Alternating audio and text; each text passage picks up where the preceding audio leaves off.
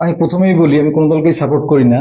যেটা অন্যায় সেটা অন্যায়কে অন্যায় বলি, আর যেটা সঠিক সেটা সঠিককে সঠিক বলি। আপনারা যারা তৃণমূল করেন, তৃণমূলের এখনো পর্যন্ত যারা গোটা কয়েক ভদ্র সমাজের তৃণমূল আছে, যারা ভদ্র শিক্ষিত সমাজের, আপনারা তো তৃণমূল করেন। আমরা বিভিন্ন জায়গায় গল্প শুনেছি তৃণমূল করে মস্তান, গুন্ডা, গাঁজাখোর, পাতাখোর, বিভিন্ন রকম মন্তব্য শুনেছি। কিন্তু যারা ভদ্র সমাজে, যারা ভদ্র এখনো পর্যন্ত ভদ্র শিক্ষিত সভ্য সমাজের আছেন, যারা তৃণমূল করেন, তারা এই বক্তব্যগুলোর কি এক্সাম্পল দেবেন এবং কি সাফাই গাইবেন আপনারা শুনবেন। বক্তব্যটা আমি শোনাবো যে কি বলছেন। নাম হচ্ছে ইমরান হোসেন মোল্লা, তৃণমূলের নেতা। তিনি কি বলছেন তার বক্তব্যটা আপনারা শুনবেন। তো শোনার পরে তারপরে আপনারা নিজেরাই, যারা সভ্য সমাজে এখনো সভ্য সমাজ যে যে কয়েকটা আছেন যারা তৃণমূল করছেন, তারা কি দেবেন। দেখুন, যারা গাঁজা খায়, পাতাখোর, গুন্ডা মস্তান, ঠিক আছে, কোন সভ্য সমাজের মানুষ এরকম কথা বলতে পারে কিনা, কোন সভ্য সমাজের কোন নেতা এরকম কথা বলতে পারে কিনা, এরকম হুমকি, পুরো মস্তানি এরকম করতে পারে কিনা আপনাদের শোনাচ্ছি। আপনারা একটু শুনে নেবেন, তারপরে তারপরে পরবর্তী মন্তব্য আসছে, শুনুন।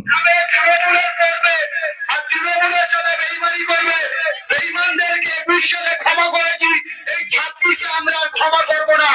আমরা 100% সহমত পোষণ করছি। 700টা ভোট এই বুঝে 700টা জোড়া তুলে দিতে হবে।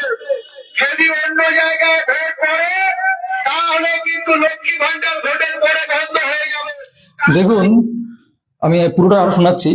বলছেন যে এই বুথে যে 700টা ভোট আছে, এই 700টা ভোট যদি তৃণমূলে না পড়ে, তাহলে আপনাদের যে লক্ষ্মী ভান্ডার দেওয়া হচ্ছে, ভোটের পরে গিয়ে যারা ভোট দেবে না তাদের লক্ষ্মী ভান্ডার বন্ধ করে দেবে।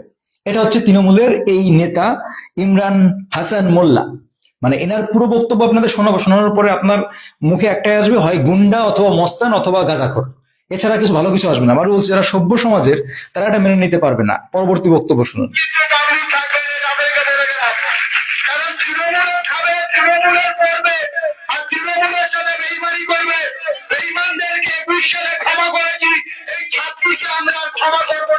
মানে ইনি বলছেন যে যারা তৃণমূলের খাবে তৃণমূলের পড়বে।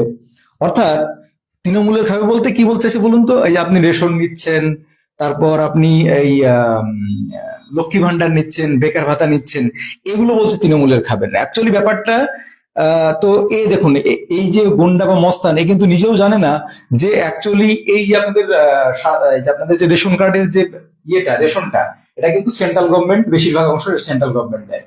তারপরে মনে করুন এই যা কিছু ভাতা প্রকল্প যা কিছু আছে, সমস্ত আমার আপনার সাধারণ জনগণের টাকা থেকেই দেয়, নাকি কোনো ব্যক্তিগত ফান্ড থেকে দেয়। পরবর্তী বক্তব্য শুনুন। রাজনীতি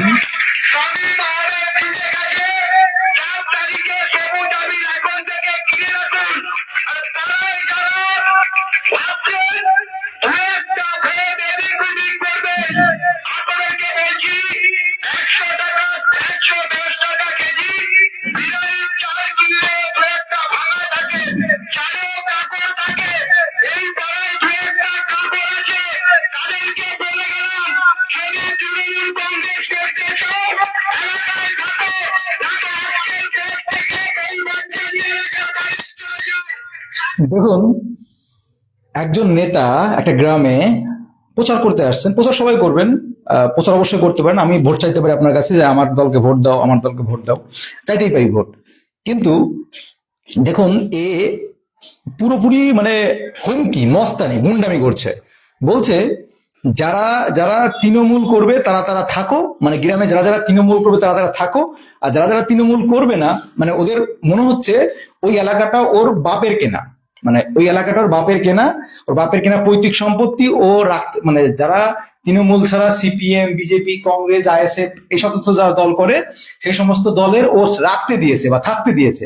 যদি এই দল তুমি তৃণমূল না করো, তাহলে বউ বাচ্চা নিয়ে এই এই এলাকা ছেড়ে চলে যাও। তাহলে এটা কি হচ্ছে? এটা হুমকি হচ্ছে না? আপনারা যারা সভ্য সমাজের তৃণমূল কর্মী, তারা আপনারা শুনবেন পরবর্তী। তাহলে এ হচ্ছে বলছে 4ই মের পরে যদি তৃণমূলকে ভোট না দেওয়া হয় ক্ষমা করবে না। কোন নির্বাচনী বিধি অনুসারে এই ধরনের বক্তব্য পুরোপুরি হুমকি দিচ্ছে। এর বিরুদ্ধে এখনো পর্যন্ত কেন ব্যবস্থা নেওয়া হচ্ছে না? এখনো পর্যন্ত একে অ্যারেস্ট করা হচ্ছে না কেন? একে তো এখনই জেলে ভরে 3rd ডিগ্রি দেওয়া উচিত। তারপর পরবর্তী বক্তব্য শুনুন।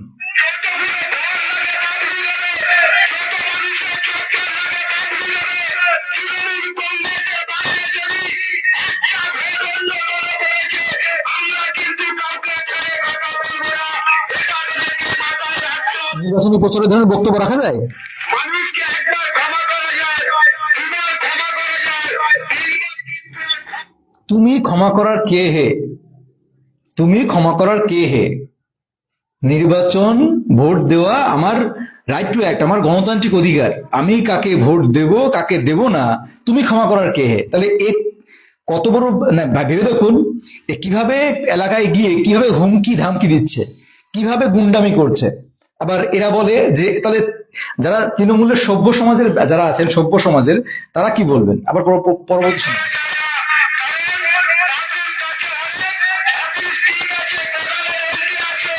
কি বলছে শুনতে পাচ্ছেন? বলছে হকি স্টিক আছে, কোদালের কি আছে, মানে হকি যদি তৃণমূলকে ভোট না দেওয়া হয় তাহলে হকি স্টিক দিয়ে পেটাবে, পা হাত পা ভাঙবে। যদি তৃণমূলকে ভোট না দেওয়া হয়, তৃণমূল বাদে তুমি যদি বিজেপি, সিপিএম, কংগ্রেস, আইএসএফ অন্য যে কোনো দলকে ভোট দাও, তোমার পা হাত পা আচ্ছা করে ভাঙবে, তোমার পা হাত পা ভাঙবে, কোদালি হাই স্টিক সমস্ত কিছু রাখা আছে। এই হচ্ছে তৃণমূলের নেতা, এইভাবে করে ক্ষমতায় আসবে এরা, এইভাবে করে ক্ষমতায় আসবে। শুনুন পরবর্তী বক্তব্য।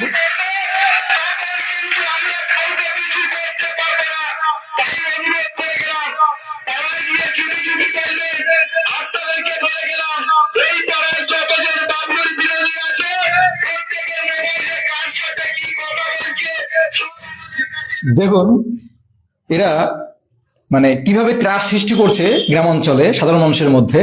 বলছে আপনি কার সঙ্গে কি কথা বলছেন সেগুলো সমস্ত কিছু ওদের কাছে যাচ্ছে, আপনি কার সঙ্গে ফোনে কি কথা বলছেন সমস্ত তথ্য সমস্ত কিছু ওদের যাচ্ছে, ওরা শুনতে পাচ্ছে। ওরা যদি কোনো রকম ভাবে শুনতে পায় যে তৃণমূল বাদে অন্য কোনো দলকে তুমি ভোট দিয়েছো বা অন্য কোনো দলের সমর্থনে কথা বলছো, 4ই মে ভোটের পরে তোমার ঠ্যাং ভাঙা হবে।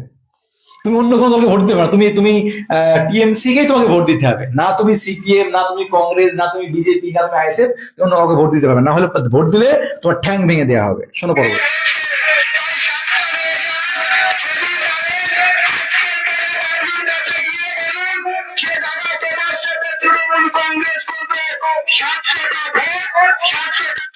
দেখো মানে এ হুমকি দিচ্ছে পাড়ায় গিয়ে, হুমকি দিয়ে বলছে যে তুমি প্রত্যেক এলাকায় এলাকায় যারা বিজেপি করো, সিপিএম করো, কংগ্রেস করো, তারা এই বাবলুদা নামে কে আছে তার কাছে গিয়ে মাপ চেয়ে ক্ষমা চেয়ে বলতে হবে যে দাদা আমি আর সিপিএম করব না, আমি আর বিজেপি করব না, আমি আর কংগ্রেস করব না, আমি আর আইএসএফ করব না, আমি হচ্ছে আজকের থেকে আবার টিএমসি তে যোগ দিলাম, তাহলে তুমি বাঁচতে পারবে, তাছাড়া তুমি বাঁচতে পারবে না।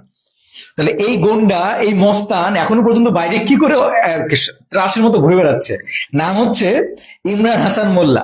আপনারা যারা তৃণমূল করেন সভ্য সমাজের, যাদের মধ্যে এখনো পর্যন্ত সুশিক্ষাটুকু আছে, তারা এই ধরনের বক্তব্য রাখা যায়, এই ধরনের বক্তব্য দেওয়া যায়, এই ধরনের হুমকি, এই ধরনের কিছু করা যায়। আবার শুনুন পরবর্তী।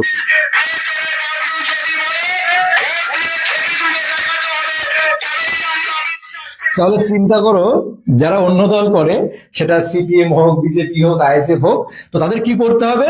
তাদের ভোট দিয়ে ছবি তুলে দেখাতে হবে, ভোট দিয়ে ছবি তুলতে হবে, ছবি তুলে দেখাতে হবে যে এই দেখো আমি ভোট দিয়েছি, আমি তোমাকে আমি তোমাকে আইএসএফ করতাম বা আমি সিপিএম করতাম, এই দেখো আমি তোমাকে ভোট দিয়েছি, তাহলে তুমি রক্ষা হবে, নাহলে তোমাকে হকি স্টিক দিয়ে মেরে তোমার ঠ্যাং ভেঙে দেবে।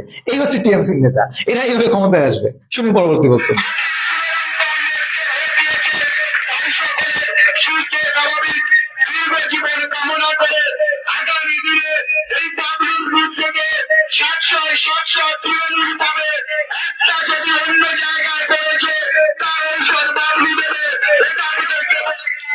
একটা ভোট যদি অন্য জায়গায় পড়ে তার ঔষধ বাবলু দেবে।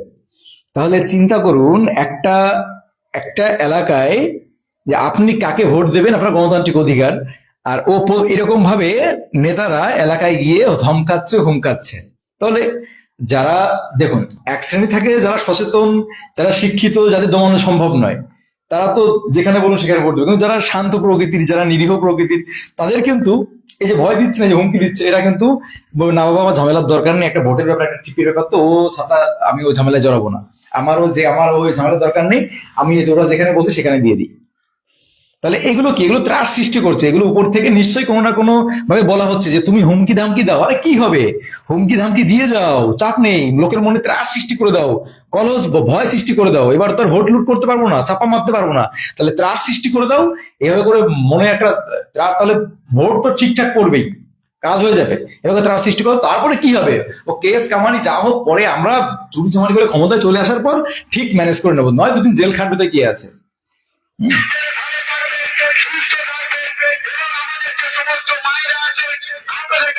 তাহলে শুনুন পুরোটা। বাড়িতে বাড়িতে মমতাজ বেগমকে নিয়ে যাবে। পঞ্চায়েত ভোটে যখন মমতাজ প্রার্থী হয়েছিল, এই সামনে রাস্তায় আমি ওকে প্রচারে নিয়ে গিয়েছিলাম, সেই রাস্তাটা আমরা ঢালাই করে দিয়েছি। কেউ বলতে পারবে না সেই বুথে কাজ হয়নি। তাহলে কন্যাশ্রী দেবে দিদি, আজকে সবুজ সাথী দেবে দিদি, লক্ষ্মী ভান্ডার দেবে দিদি, বিনা পয়সায় রেশনের চাল দেবে দিদি, ICDS বিনা পয়সায় খাবার দেবে দিদি, প্রাইমারি দেবে দিদি। আর ভোটের বেলায় দিদির বিরুদ্ধে, এটা কিন্তু আমরা কোনোভাবে আর মানব না। তাহলে দেখুন, মানে এই গুন্ডা বা মস্তান, একে গুন্ডা মস্তান বললেও কম বলা হবে। যদি আমি গুন্ডা মস্তান বলি তাও কম বলা হবে, কারণ এইভাবে কাউকে কখনোই হোমকানো ধমকানো গণতান্ত্রিক অধিকার কখনো ছিনিয়ে নেওয়া যায় না। এ পরিষ্কারভাবে বলছে যে রেশন দেবে দিদি, বা ভাতা দেবে দিদি, লক্ষ্মী ভান্ডার দেবে দিদি, হ্যাঁ, তোমরা দিদিকে ভোট না দিয়ে অন্য কারোর ভোট দেবা। তো দেখুন, আমি এই গুন্ডার কথাই বলি, বা এই গুন্ডা বা মস্তান যার কথাই বলি না কেন, এ কিন্তু কখনো একটা কথা বলতে পারছে না যে দিদি হচ্ছে চাকরি দিয়েছে, কর্মসংস্থান দিয়েছে, শিল্প দিয়েছে, অমুক কিছু। দেখুন, এদের প্রত্যেকটা নেতার মুখে, যারা মানে টিএমসির নেতা, টিএমসির যারা নেতা, এদের কোনো প্রচারে কোনো জায়গায় একটা জায়গা আপনি পাবেন যে কোন নেতা বলছে যে আমি দেখো এত লক্ষ চাকরি দিয়েছে, বা এত হাজার চাকরি দিয়েছি, এত শিল্প করেছি, এরকম কর্মসংস্থান করেছি, এরকম স্বাস্থ্য ব্যবস্থা উন্নত করে দিয়েছি। এসব কিন্তু কোনো একটা কথা বলার মতো ক্ষমতা টিএমসি দলের কোনো নেতার নেই। শুধু বলার কথার মধ্যে কি যে আমি লক্ষ্মী ভান্ডার করেছি, আমি ভাতা বানিয়েছি, হ্যান করেছি, ত্যান করেছি। কিন্তু এদের মানে কি বলুন তো, এদের সত্যি কথা বলতে কি, এদের ওই দেখবেন একটা কথা বলে যে একমাত্র গাঁজাখোর, পাতাখোর, মাতাল না হলে কখনো এই ধরনের মানে ইয়েকে সাপোর্ট করতে পারে না। যুক্তি দেখুন, যুক্তি ছাড়া কথা তো অনেক কিছুই বলা যায়, কিন্তু কোন নেতা আজ পর্যন্ত, টিএমসির কোন নেতা আজ পর্যন্ত বলতে পারবে না কোনো আন্দোলনে গিয়ে, কোনো সভায় গিয়ে, কোথাও, সে আপনাদের মুখ্যমন্ত্রী থেকে শুরু করে নিচু পর্যায়ের একদম গ্রাসরুট লেভেলের নেতা পর্যন্ত, কেউ আজ পর্যন্ত কোনো উন্নয়ন বলতে, শুধুমাত্র এদের কাছে উন্নয়ন বলতে ভাতা আর প্রকল্প, এছাড়া কিন্তু একটা কথা এদের বলার ক্ষমতা নেই। এটা কিন্তু বাস্তব কথা, দেখুন, নাহলে বিশ্বাস করুন। আর এটা পুরোপুরি, এই যে আপনার পুরো বক্তব্য শুনলেন, পুরোপুরি জঙ্গির মতো আচরণ করলো, মানে একদম পুরোপুরি মানে হুমকি দিয়ে, গুন্ডামি করে, জোর করে, ভয় দেখিয়ে ভোট নেওয়ার একটা প্ল্যান।